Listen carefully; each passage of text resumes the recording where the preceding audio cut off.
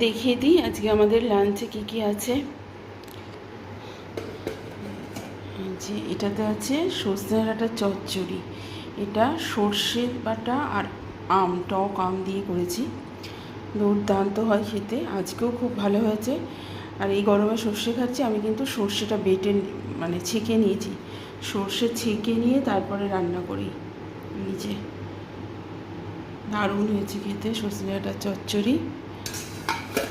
আচ্ছা, এখানটা আছে আলু বরবটি ভাজা, কম তেলে করার চেষ্টা করেছি, অনেকক্ষণ সময় ধরে নিয়ে ঢাকা ঢাকা দিয়ে করেছি, অনেকটা সময় নিয়ে করেছি।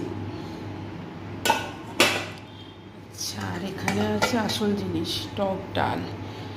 আজকের ডালটা যে কী ভালো হয়েছে খেতে, দারুণ হয়েছে। আর এখানে আছে এই যে ভাত। এই হচ্ছে আজকের লাঞ্চ। আজকে শশা নেই, শশা ছিল একটা, কাটতে গেলাম দেখলাম ওটা পচা। ডালটা দেখাই, দারুণ হয়েছে ডালটা খেতে।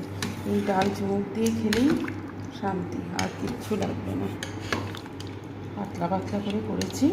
আর আমটা একটু টক কম ছিল, সেই জন্য কিছুটা আম, আঠির গায়ে যে আমগুলো লেগে থাকে ওগুলোকে ঘষে দিয়েছি। দারুণ হয়েছে খেতে, দারুণ। এই আজকে আমাদের গরমে হালকা পাতলা লাঞ্চ মেনু। যে গরমের হালকা পাতলা লাঞ্চ আজকে আমাদের। চলুন খাওয়া দাওয়া শুরু করে দিই, আবার পরের ভিডিও আপনাদের সাথে দেখা হবে।